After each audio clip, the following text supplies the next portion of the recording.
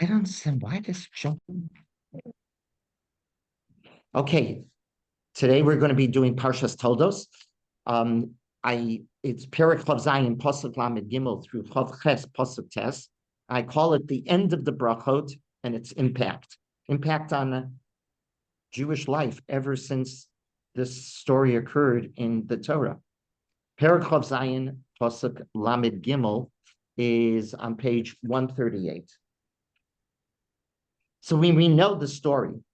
Yaakov, through his mother's instructions, has taken surreptitiously the bracha away from Esav, right? Yaakov is giving the bracha, has given the bracha to Yaakov. Yitzchak gave the bracha to Yaakov rather than to Esav.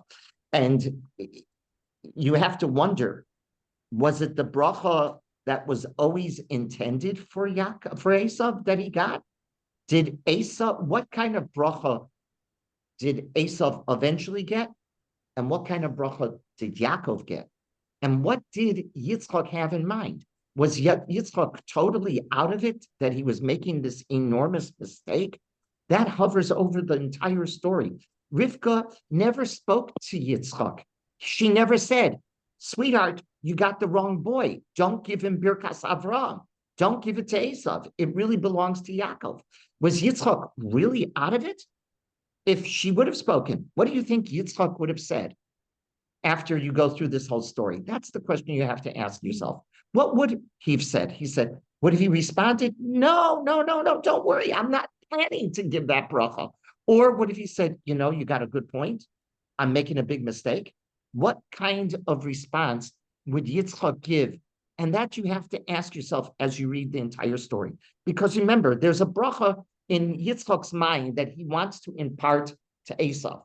And Yaakov now comes and grabs a hold of that and in his own fashion, right? In a very surreptitious fashion, he gets the bracha. Which bracha is he getting? Was he getting the bracha that was always intended for Esav? What bracha did he get? And what bracha? And at the end, Esav gets a bracha. What bracha does he get? That's what you have to ask yourself throughout the story. Okay, so Yitzchak, so where we're picking up now is Yaakov gets the bracha. He comes in his disguise, right? He's dressed like to feel like his brother, like hairy, etc. He's dressed for the part. He's wearing the clothing of Esav, but you will notice also in the story, Yitzchak really is not sure that he is really Esav throughout the entire time. And of course, he says the very famous Hayadayim Yedei Esav, but Akol Kol Yaakov. And there's something bothering Yitzchak very badly. Chazal want to say, yeah, the way Esav talks is not the way Yaakov talks. And Yaakov, he suspects it can't be Esav because it doesn't sound like him. He's not using the verbiage that Esav would use. He's using the verbiage that a Yaakov would use. And that's why it's Akol Kol Yaakov. You sound like Yaakov. You don't sound like my son Esav. That's not the way he talks.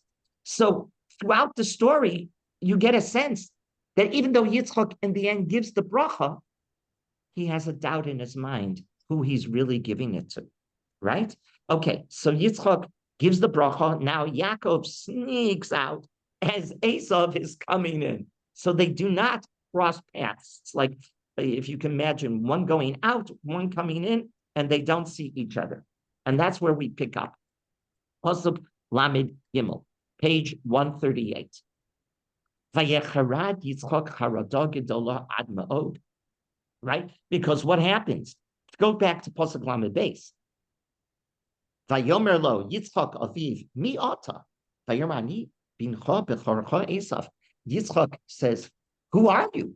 He's come now with the food as his father instructed him. And he says, whoa, 1 second. You were here already, weren't you?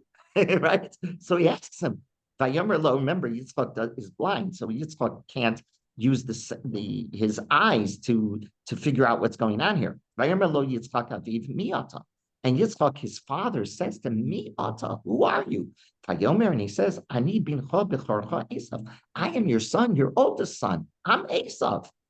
So now, Pasuk Lamed Gimel. Vayecharad Yitzchak harado gedola ad mod. Vayomer, mi efo hu hatzod hatzayid vayaveli va'ochal mikom b'terem tavo va'avarechehu gam baruch yihiyeh. It's a very fascinating pasuk, right? Vayecharad, what does that mean? We'll talk about it in two senses. It's translated as he trembled, right? He trembled in a very great perplexity, so the English says, and said, who therefore was the man who hunted game and brought it to me? And I partook of all when he came. Who was that? And I blessed him. What kind of bracha did I give? And then he pauses, if you will. You should put a pause there, right? Vayomer at the very end of the pasuk, right? There is an esnachta, right? Va'avar chayu. Esnachta is like comma, stop. He thinks for a moment. Gam baruch yiyeh. The bracha I gave stands. The bracha I gave stands. So what in the world is going on here? Vayecharad Yitzchak harado gedola. Rashi points out, and the Rav notes this. It can mean either Yitzchak was struck with enormous emotion of fear, right? He trembles, as the Art Scroll translates it, but that's only one approach. Rashi also mentions an alternative approach. He says it doesn't mean he's standing there tittering and shaking and uncontrollably. No, it can mean he was surprised. He was surprised. It's a different kind of response than harada of shaking, right? He was surprised. He was overwhelmed by surprise. My God, Yaakov did that? Yaakov manipulated the situation? What is the difference? Well, according to one approach, it's he's standing and sittering. He's, oh my God, what happened here? I meant to give the bracha to Esav and I gave it to Yaakov, and he's shaking that this happened, right? Or no, according to the approach that he's surprised, he says it's saying he had no imagination that Yaakov would ever be able to do this. Yaakov, the Ish Tam Yoshev Ohalim, the yeshiva bacher, can be such a businessman. Wow, he can manipulate situations like this. Either explanation, right? Either that he is shaking or he's surprised, leaves us with the realization that Yitzchak was caught totally off guard.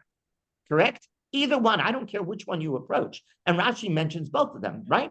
But either explanation leaves you, what do you think of Yitzchak at this moment? How would you describe Yitzchak? Yitzchak is totally caught off guard. Either he's sittering, he's shaking, he's trembling, or he's surprised, correct?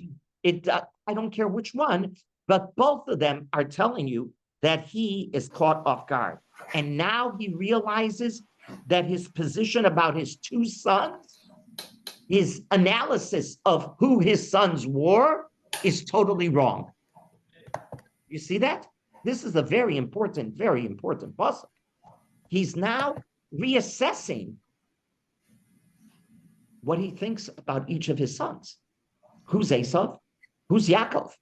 And by Yecharad Charada Gedolah can either mean he is overwhelmed with fear because he gave the bracha to the wrong person, or he's surprised and he's going, he's shaking his head. He says, I never thought Yaakov could do that. Okay.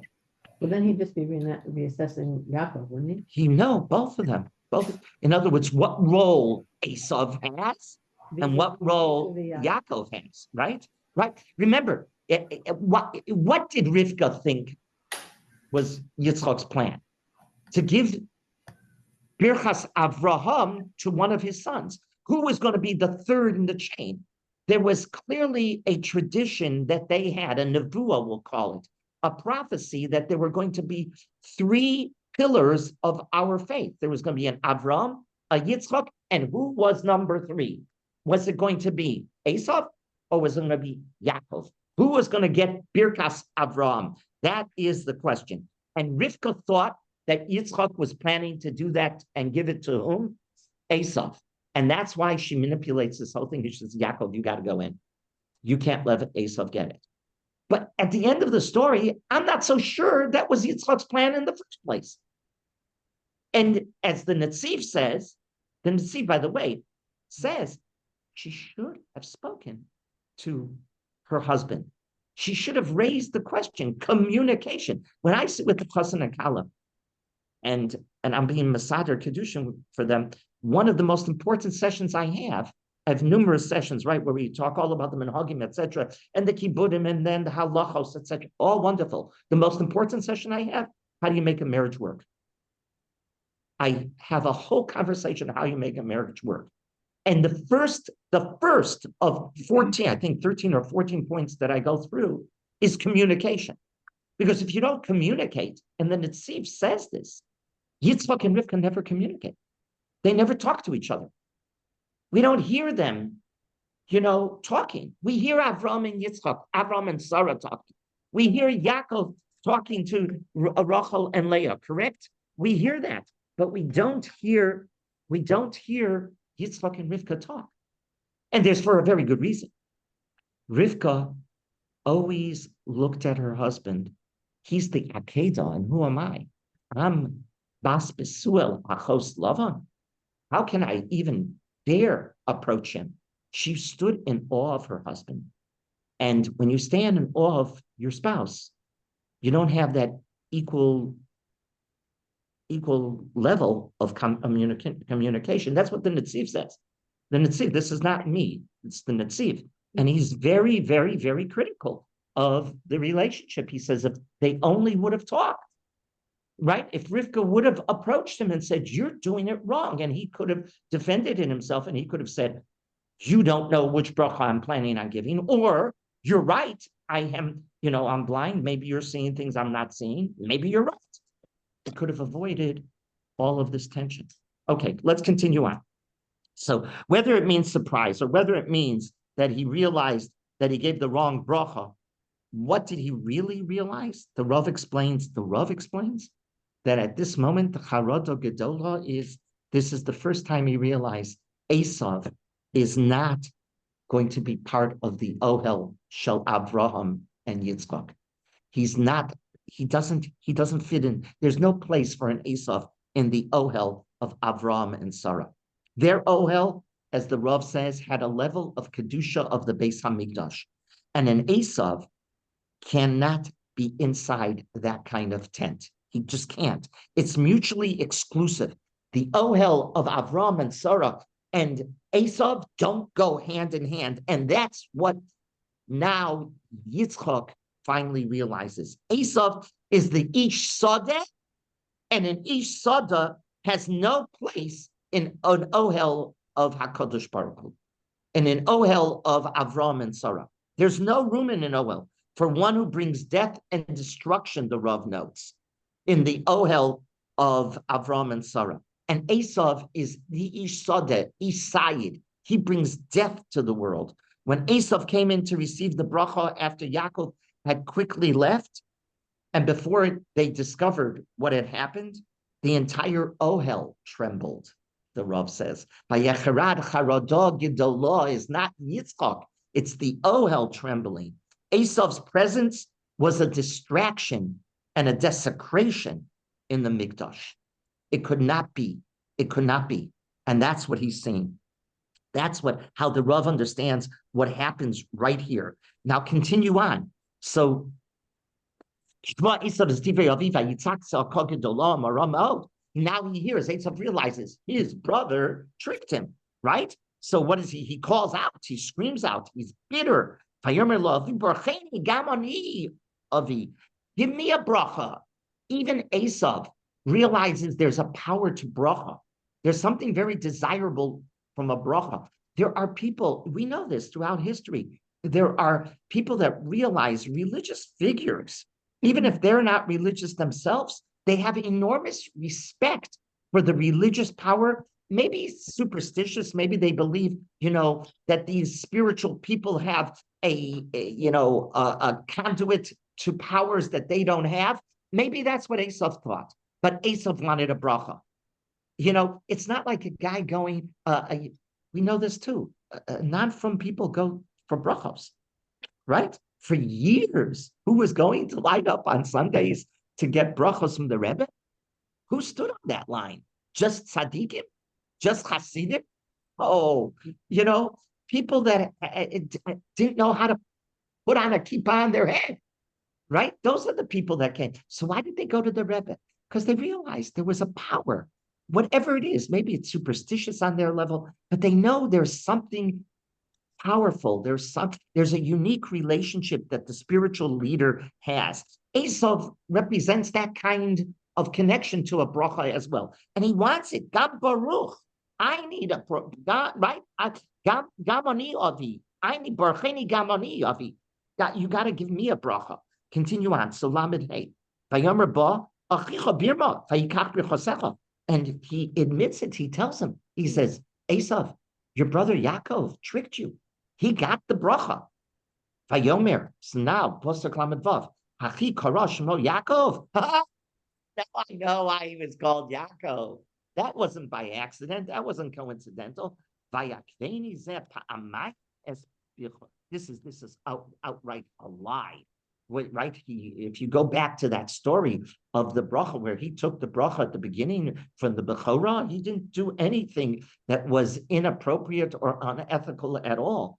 Then he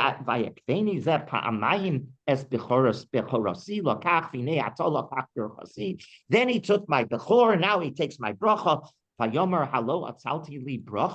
then again he says, have you not reserved a bracha for me? He's crying out to his father, I need a bracha, right? Pasuk lamed zayin vayan Yitzchak vayomer le'Esav hengvirs samtiv loch es kol echad nasati lo la'avodim v'dagam v'tirot semachtiv u'lechoi fom mo'aseh b'ni.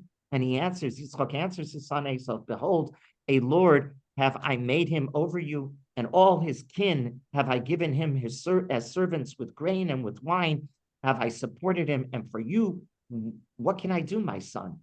Vayomer Esav el aviv habracha achasi la elecha avi barcheni gamoni avi vayisa Esav kolo vayev. And Esav says, I need a bracha. Cries out, I need a bracha. I can't leave you without getting a bracha. Okay, pick up now. Vayan pasuk lamed tes is where I want to focus. Pay close attention. So that you got the scene, right? Yitzchak is now confronting Esav. Esav realizes that he's been told his brother tricked and got the bracha, and he wants the bracha. And now what happens? Vayan Yitzchak aviv. Take a look at lamed tes. Vayan Yitzchak aviv vayomer elav hine mishmanei haaretz yeh motavecha umital hashamayim me'ol. And so Yitzchak gives him a bracha. Behold, the fatness of the earth shall be your dwelling, and the dew of the heavens from above. What kind of bracha is this? And the Rav pays close attention. Now he pays close attention to the wording that Yitzchak used when he gave the bracha to Yaakov, thinking who he was. Who was he? He thought he was Esav, and now that he knows he is really Esav, right? So there are two different brachos. They're both promised a blessing of physical abundance, correct? Both of them get brachos of physical abundance. But the difference is striking, the Rav notes. Let's go back to Pasuk Chav Ches. Pasuk Chav Ches on page 138. V'yitein lecho Elokim mital hashamayim u'mishlanei haaretz v'rov dagam v'tirosh. In your own words, what kind of bracha is that? Physical abundance, right? But put that on the one side of the page, if you will, and now go to Pasuk Lamed Tes. Hine mishmanei haaretz yeh moshavecha umital hashamayim me'ol. Are they identical? Both are abundance of physical abundance, but there's a tremendous difference. The Rav goes. Take a look at the pasuk in Pasuk Chav Ches. What is the word that strikes you? V'yitein lecha. What's the next word? Ha-Elohim. God is mentioned in that bracha. In Chav Ches, HaKadosh Baruch Hu's name is mentioned. In Lamed Tes, HaKadosh Baruch Hu is absent. Who's giving the bracha to Esav in Chav Tes? In Chav Ches, it's HaKadosh Baruch Hu. Yaakov's, and that's given to Yaakov, right? Yaakov gets a bracha where Hashem is the source of the bracha. But Esav receives a bounty not from the Almighty, but from whom? Himself. He's the Ish Yodea Tzayid Ish Sodeh. How is he going to be successful? He's going to be successful because of his own might, his own talent, his own capability. That's the bracha that Esav receives. Esav does not receive his bounty from HaKadosh Baruch Hu. Rather, he receives it, you shall live by your sword. That's the bracha is getting now. It's through Esav's personal efforts, his independency, his independent personality, that's going to be the source of the bracha. That's the source. The fact Esav is defined as an Ish Sodeh makes him strikingly different than Yaakov. Yaakov knew Esav. Yitzchak knew that Esav was an Ish Sodeh, and Yaakov was just the opposite. He knew his boys. He knew Esav was the Ish Sodeh, and he knew Yaakov was the Yoshev Ohalim. Because of this, Yitzchak planned on giving Esav a bracha, not Birchas Avraham. If only Rivka would have talked to Yitzchak, she would have found out, sweetheart, I don't know what you're talking about. What are you worried about? I'm not planning on giving Esav Birchas Avraham. I'm not an idiot. I know my sons. I might be blind, but I'm not stupid. That's what she would have said. He would have said in that conversation. And Yitzchak would have said to Rivka, sweetheart, who's getting Birkas Avraham? I didn't lock it. Who's getting Birkas Avraham? Yaakov. It's always been intended for Yaakov. Yaakov has to be. It's the Ish Ohalim. It's the Ish Sodeh cannot be the one who gets Birkas Avraham. Yodei Atzayid Ish Sodeh doesn't get Birkas Avraham. He doesn't. He can't remember. He realized even Yitzchak had a dream that Esav could be part of the Ohel. He could be a functioning member, a very productive member. He'll use his talent also for the Ohel, right? For HaKadosh Baruch Hu. The Ohel means the HaKadosh Baruch Hu's tent. He'll also contribute. What You he could learned. finish the oatmeal if you want. What? And I'm add sorry. some water and mix it up. Excuse me? I think Oh, she doesn't realize. Yeah. Please mute. Everybody should mute themselves. It's the Ish Sodeh, the Yodei Atzayid, cannot be a member in the Ohel. That's what Yitzchak is now seeing. Actually, I want to ask you a simple question. Yaakov gets the bracha. The Rav asks this question. Yaakov gets the bracha. Does he benefit from the bracha? Yaakov snuck that bracha away from Esav. But does he get the bracha? No. We're going to see that in Parshas Vayishlach. He's going to reunite with his brother, and he's going to tell him, Perek Lamed Beis Pasuk A. Go to Lamed Beis Pasuk A. In Lavan Garti Vaychar Ad Ota, right? In Lavan Garti Vaychar Ad Ota, Rashi says, if you look at Rashi there, Lo na asesi sar v'chashuv eloger. Eincha kedai lisno osi al birkas avicha shebirachni have gevir la'achecha sharei lo niskayim abi. I have become neither a prince nor a person of importance, but merely a ger, a sojourner. It's not worth your while. He says to Esav. It's Yaakov saying to Esav, it's not worth your while to hate me on account of the bracha of our father. Our father blessed me, but our father blessed me to be a master over my brethren. It never happened. It's not going to happen. That didn't get fulfilled at all. You know what I got out of the bracha from Dad? I'll tell you what I got. 1 ox and 1 shore. Right? 1 shore and one donkey and 1 ox. 1 shore, 1 chamor. That's all I got out of the whole bracha. The bracha was not intended for me.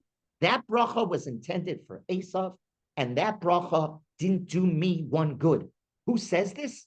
Yaakov to his brother when they reunite in 2 weeks from now. He might have been wealthy, but he never got the bracha that HaKadosh Baruch Hu promised him. He says, you got the bracha, not I. It was intended for you. This bracha did not happen to me. I got a shor and a chamor out of it. I didn't become anybody but Garti Ager. That's all I became. He realizes it. Yaakov realizes that the bracha never proved to be good for him.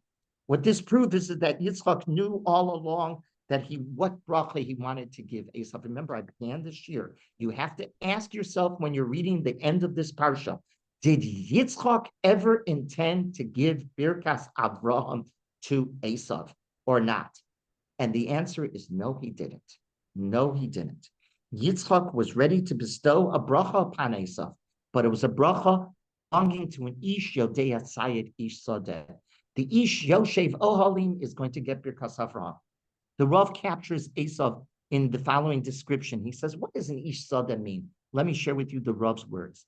Sodeh, the plain word in the Chumash, Sodeh, Sodeh denotes many things. An overestimation of self, an excessive absorption with business, with politics, with social prominence, unlimited concern for finite things, finite events, finite values. One whose life is concentrated just to the Sadeh forgets many things. In particular, an Ish Sadeh forgets how to educate his child. What does the Rav mean by that? The Ish Sadeh is focused on whom? On himself and himself alone. The Ish Sadeh is one who has no Masorah. He doesn't worry about imparting a tradition to the next generation. He's not a mechanech. That doesn't mean a thing to him. Yaakov's concerns are just the opposite from Esav. Esav is focused on Esav. Yaakov is focused on the generations to come. That's the nafkamina. That's the word nafkamina. That's the difference, the differential between Yaakov and Esav. Yaakov can get a bracha of Birkas Avraham because that's the Masorah. Esav can't get the bracha of Birkas Avraham because he's an Ish Sadeh. An Ish Sadeh is not able to impart a Masorah to the next generation because he's totally focused and concerned and concentrated on one person in this world. And who is that? Himself. I say it's a zimun. Me, myself, and I. Right? Take a zimun takes three. Right? Oh, I'm a zimun. Me, myself, and I. That's the zimun that Esav has. That's not the zimun that Yaakov has. Yaakov has generations to come. Yaakov is the Ish Masorah. So who's getting Birkas Avraham? What is Birkas Avraham? The Masorah. And who gets it? Right? And what does Yitzchak say? After he realizes, pay close attention, the most important words in this whole story, after Yitzchak realizes that he has made this mistake, what does he say? He says 3 words. Where is it? Gam baruch yihiyah. The bracha that I gave to your brother stands. Meaning, I made a mistake. You should have gotten this bracha. You did. I gave it to Yaakov, but I'm not taking it back. Because something else happens. What is the big surprise? Remember I said, Rashi said it can be a big surprise. What is the big surprise? He thought that Yaakov was a timid boy who's going to sit and learn, Gemara, Rashi, Tosfos all day long. And Zel, he's going to sit in the base medrash and not budge. And when you take him out of the base medrash, he'll be a disaster in the marketplace. That's what he thought. And how do I build a country? How do I build a people? Yeah, I need a person who's going to be devoted to imparting the Masorah to the next generation. But what else do I need? Savvy. Worker. I have savvy. That's correct. Excellent word. Savvy. Linda, you're 100% right. I need savvy. I need a creativity to build. I need a creative visionary. A visionary. Is Yaakov the visionary in Yitzchak's mind? No. He thought Esav was, because he thought Esav was creative. Esav knew how to use his hands. Esav was capable. Esav was charismatic. People, when you met Esav, he was impressive. And when you met Yaakov, you didn't think that. That was what Yitzchak was conjuring up in his head. So I need to build a people. Okay, who's going to get Birkas Avraham? I'll give that to the Masorah will go to Yaakov, but I'm going to have to partner them. Remember, they're twins. I'm going to have to do a partnership. There's going to have to be a partnership here.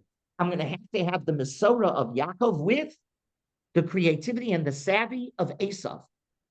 And he didn't think that Yaakov could do it all alone. What was the big surprise? Oh boy! Whoa, the base medrash bacher can be a successful businessman. He can go out in the marketplace and gain the respect of everybody. He can pull this off. Rivka understood this. Rivka understood something that Yitzchak did not understand. Rivka understood that there can't be a partnership. It can't be a partnership. Esav and Yaakov are not going to work together. Yitzchak had this dream. Esav and Yaakov will work together. It can't happen. It's not going to happen. He realized, and that's the Charoda Gedola, according to the second approach of Rashi. And that's the brilliant approach, if you think about it. It's like he's blind, so it's an eye-opener on many levels, right?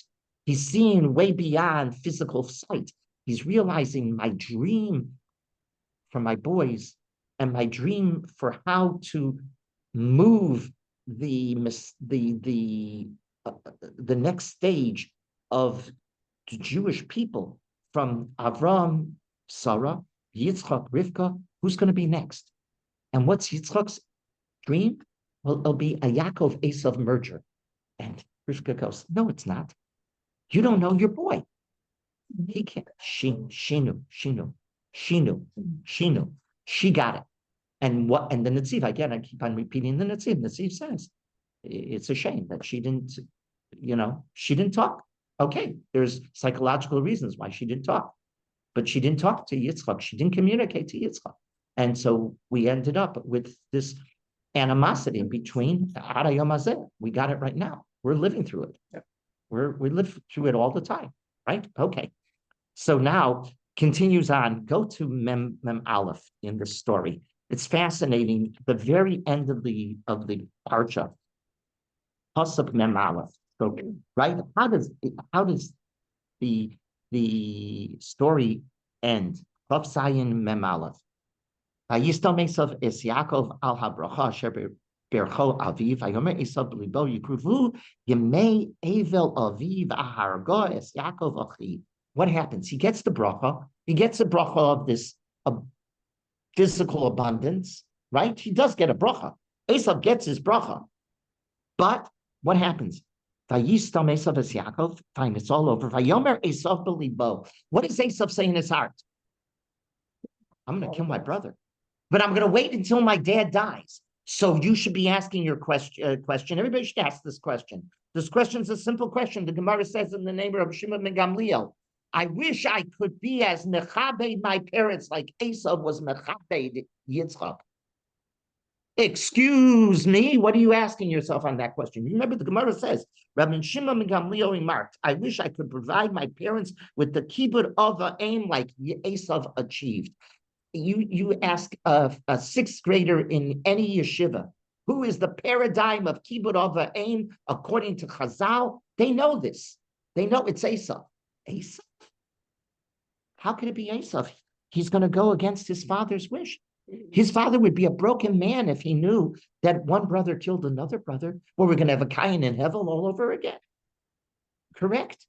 This is going to be a biblical echo here. That's not what he wants. Isn't that a lack of kibbud of aim? And yet Shimon ben Gamliel says the paradigm of kibbud of aim is whom? Esav. This is what the Rav asks. Rav, it's a very good question. It's a basic question. How can you say Esav is the paradigm when he's willing to do something that would kill his father? He's going to wait till his father dies. Thank you very much. He's going to wait till his father's died. But if his father would know this is what kibbud of aim is. So the Rav explains, you have to understand, when it comes to filial responsibility, there are two words and they're nothing alike and they're totally different, and you have to understand each one. There's kavod and there's mora. Kavod, kibbud of aim. What's kavod? Kavod involves taking care of one's parents' physical needs. You dress your father, You get a, you take care of all of his needs. You drive him to the doctor's appointments. You pick him up. You go and buy the food for them right? That's what we do. Okay, that's kibud. That's kibud. What's mora? Mora is not kibud. Mora, the Rav goes, it's not so much fear, it's awe. You respect, you recognize your parents' authority. That's not fear. You recognize your parents' authority. There is therefore a major difference, the Rav notes, between kibud, kavod, and mora. Kavod is a mitzvah that can only be performed while a parent is alive. I can't do kibud of the aim if my parent is gone. Mora is still achieved after my parent has gone. My parent can leave the world. They pass on. I still can have mora from my parents. Mora, the Rav notes, is much more intense after the parent is no longer physically here. It's the image of the parent that lives with you. And all that the parent represents, you follow. This is give me the next word, Masorah. It's the Masorah of my parents. The Mora is the Masorah of my parents, and I live by it because my mother and father taught it to me. That's why I fulfill it. Who was a master of Mora? Yaakov. Who was a master of Kavod? Esav. That's why after dad's gone, there's no Kavod. It doesn't contradict one iota of the Gemara. He wasn't mechabed his father after he dies. It's impossible. If you had Mora, you would never have considered ever doing such a thing. But if dad is gone, I have no obligation of kavod, correct? This is how the Rav explains how he could say in his heart, the libo, I'm going to kill Yaakov after dad's gone, because once dad's gone, there is no obligation for kavod. It's a brilliant insight in Mora and kavod.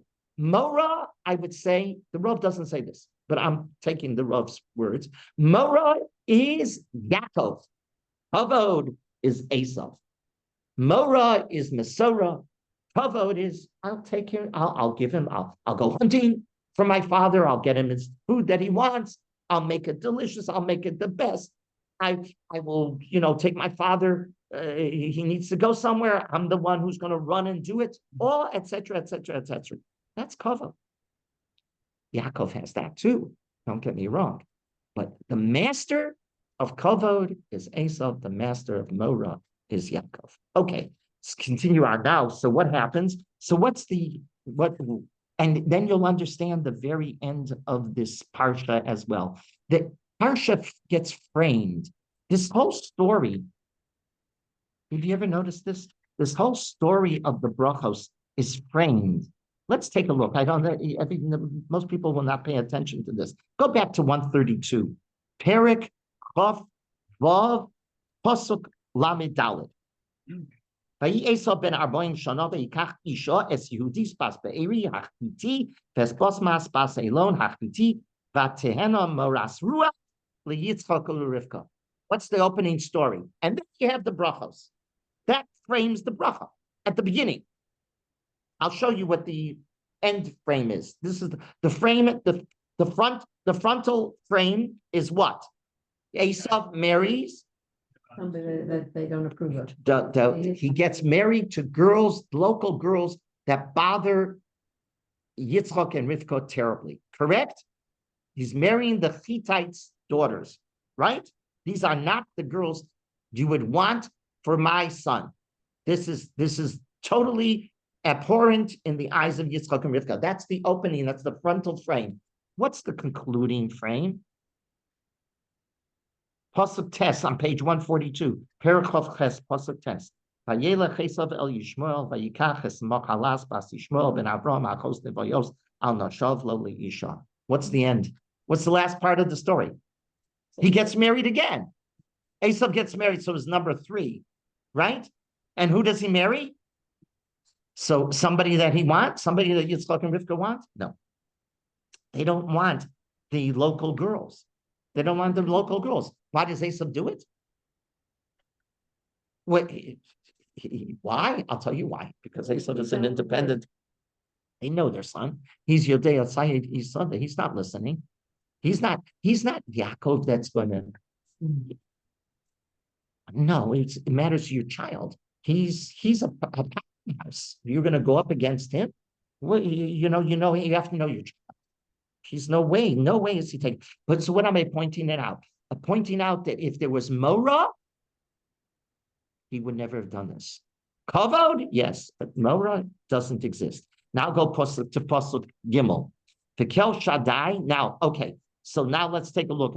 Let's start on page 142. Paragraph Ches. Paragraph Ches Pasuk Aleph. Vayikra Yitzchak al Yaakov vayavarech oso. So Yitzchak, Rivka realizes I got to get them separated, right? Or else Esau is going to kill Yaakov. So he's burning. So she plays the part that she goes to Yitzchak and she says we got to get Yaakov married. So let's send Yaakov off to my brother to my brother back home on the back to Lavan. Okay, so Yitzchak calls Yaakov and Yaakov comes. Now he's going to get his marching orders to leave, right? This is because Rivka has planted all of that. So now, so Yitzchak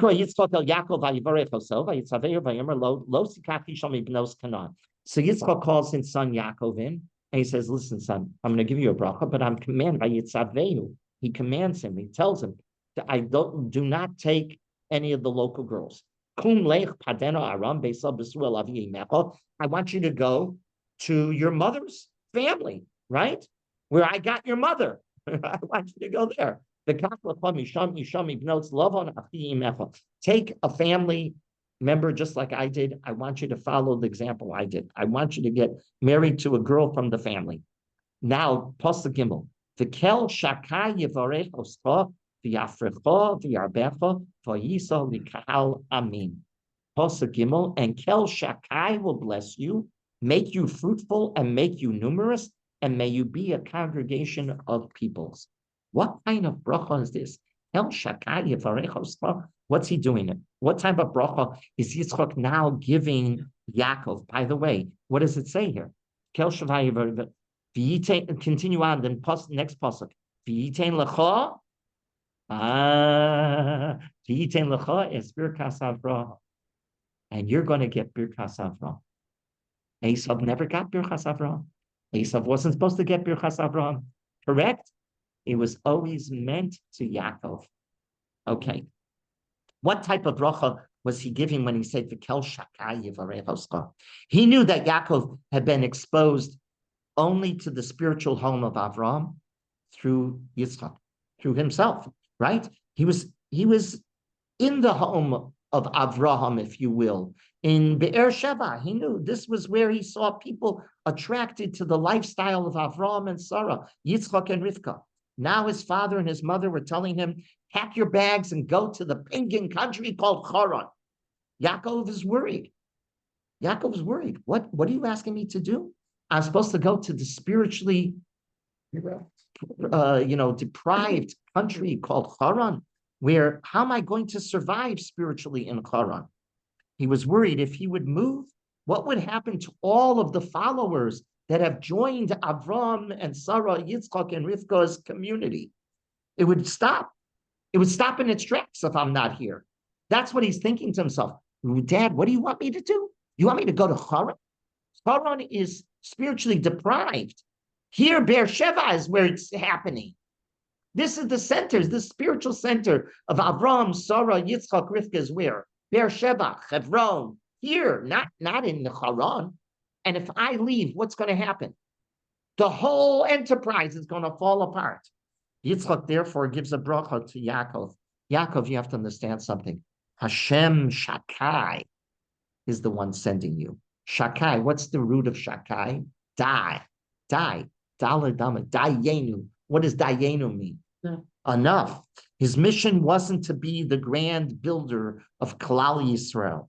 Rather, Yitzchak is telling his son a little secret. HaKadosh Baruch Hu doesn't have this grand image for Klal Yisrael. We were never the biggest nation in the world, were we? Never. We're just a few people in this world, right? We don't even make, Rabbi Sachs, Zichrono Livracha, used to say, we don't even make the Chinese the Chinese error, census error. We don't even match that, right?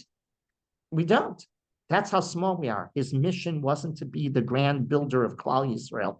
Rather, Shakai, you're limited to a much smaller group that I want you to develop. And what's that called? The mishpacha, the family. From the family will come the new nation.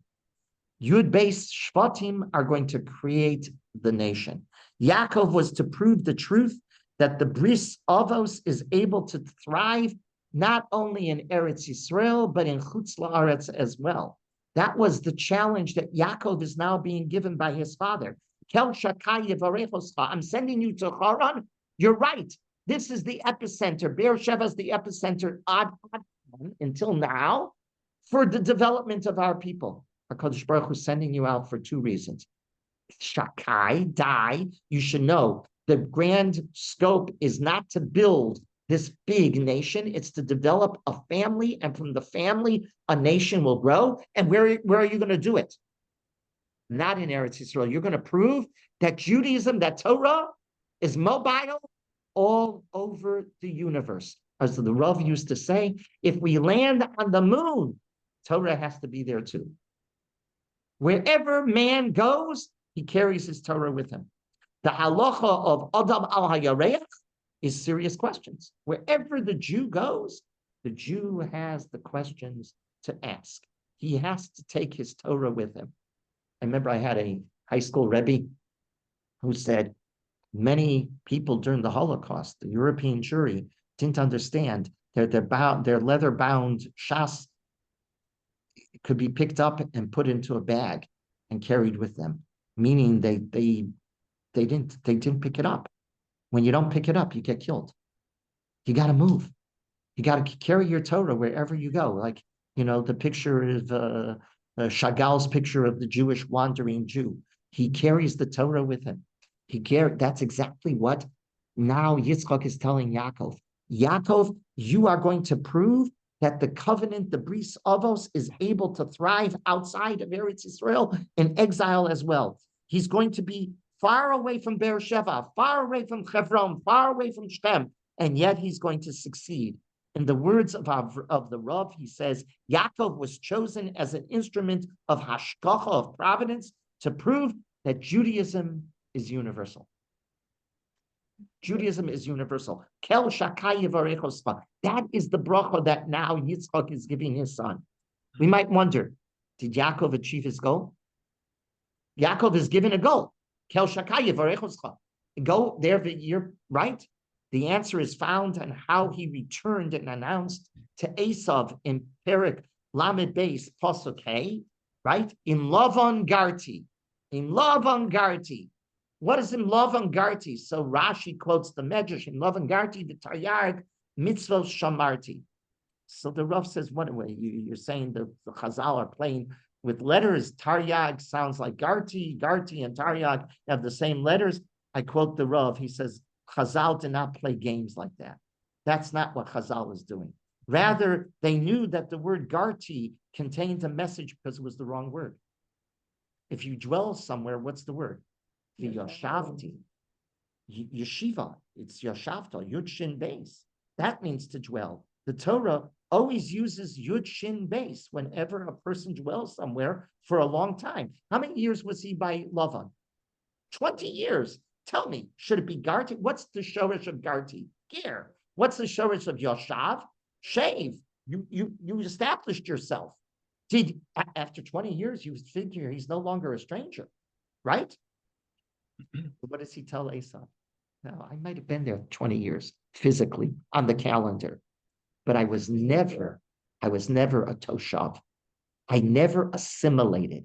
I never adopted Lavan's morality values. His values and my ethics are totally separate. I never accepted. I refused to accept the code of ethics of Lavan. His morality laws were not mine. He rejected his lifestyle. That's what he's telling. In Lavan Garti, I always remained a ger, never assimilated. Took the Torah with me, and I never abandoned the Torah. The Torah was in Haran. The Torah can be anywhere. The Torah here is in Los Angeles. The Torah is everywhere. What does Yaakov teach us? Yaakov teaches us the Torah goes wherever the Jew goes, he carries his Torah.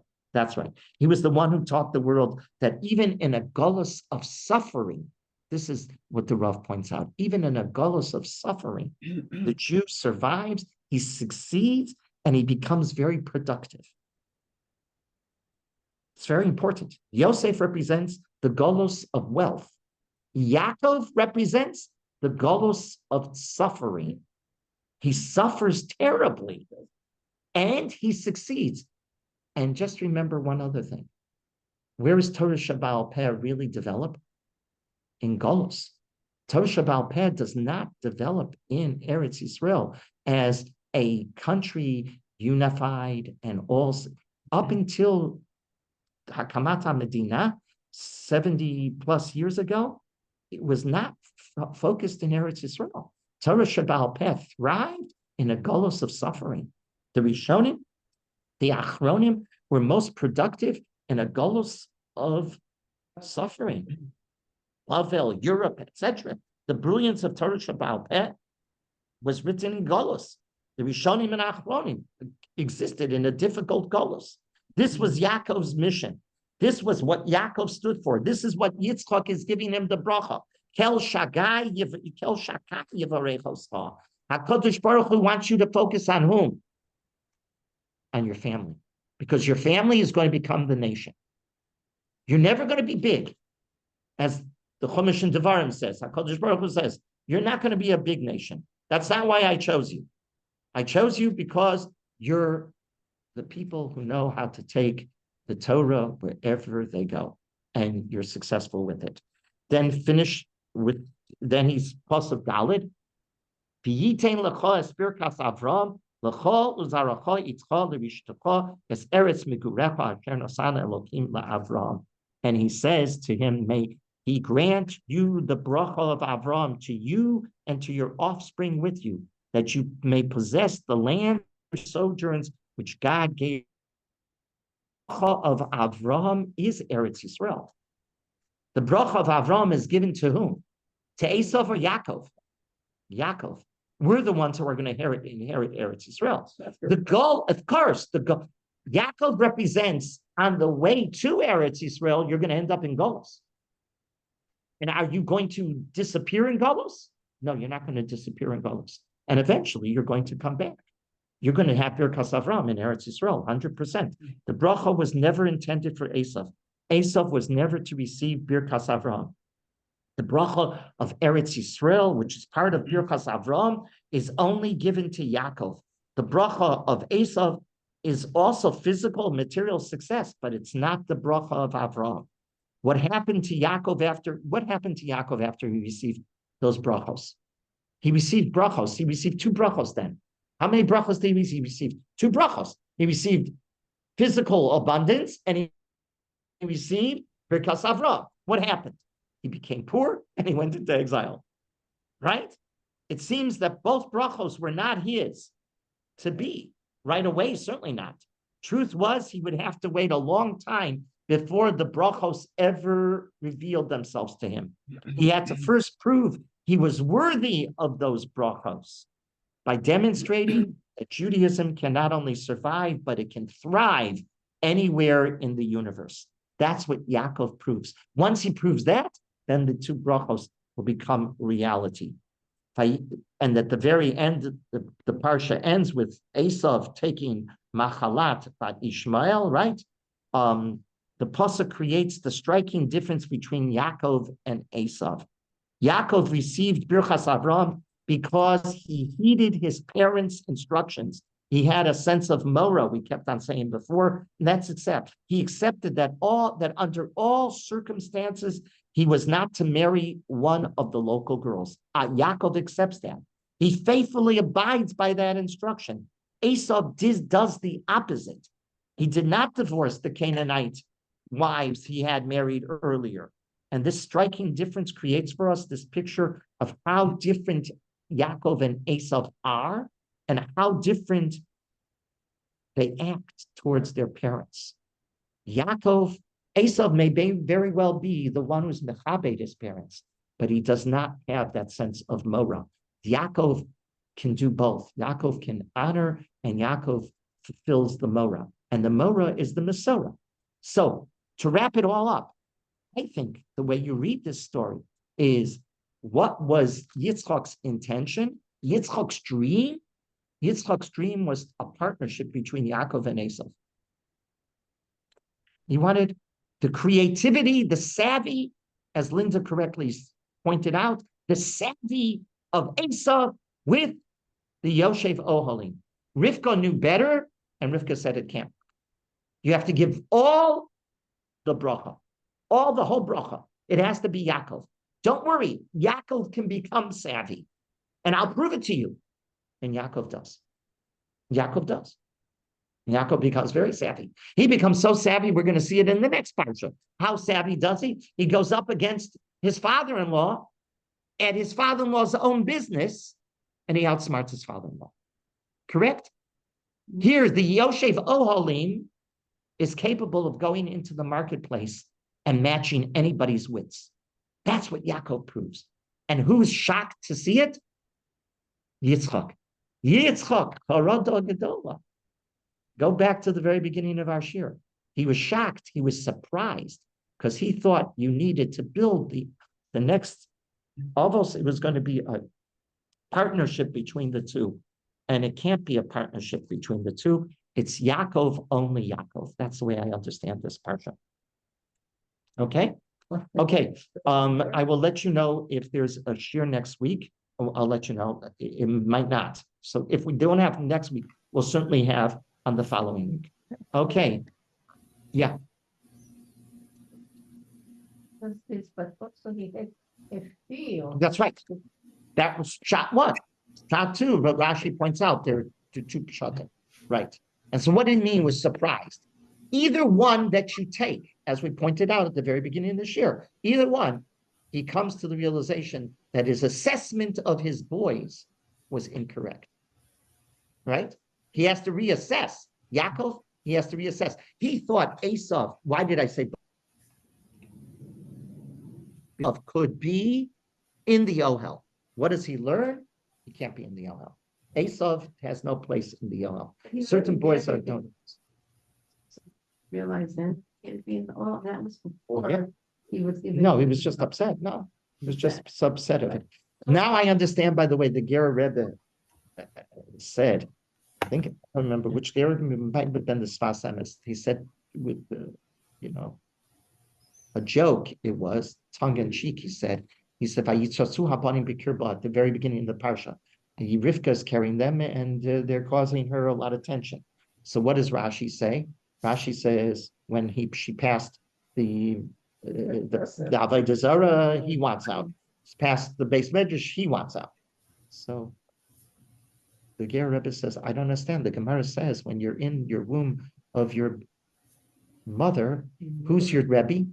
HaKadosh Baruch Hu. HaKadosh Baruch Hu teaches you all of Torah. There's an Agadata like this in Masechtas Nida, right? And when we're born, the Malach puts a finger on it and we forget. Okay, whatever that's the beautiful medrash, and the Rav beautifully explains that for another time. But the Ger Rebbe says, I don't get it.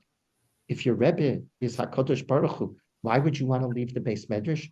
And the Ger Rebbe said, when you have a chavrusa, like Esav, you get out of the base medrash. Certain places, what's pshat? Certain places,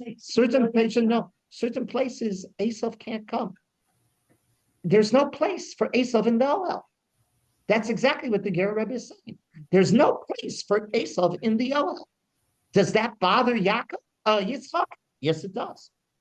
It's his son. He wants to use his talents to the best. He wants to use them, but you know what?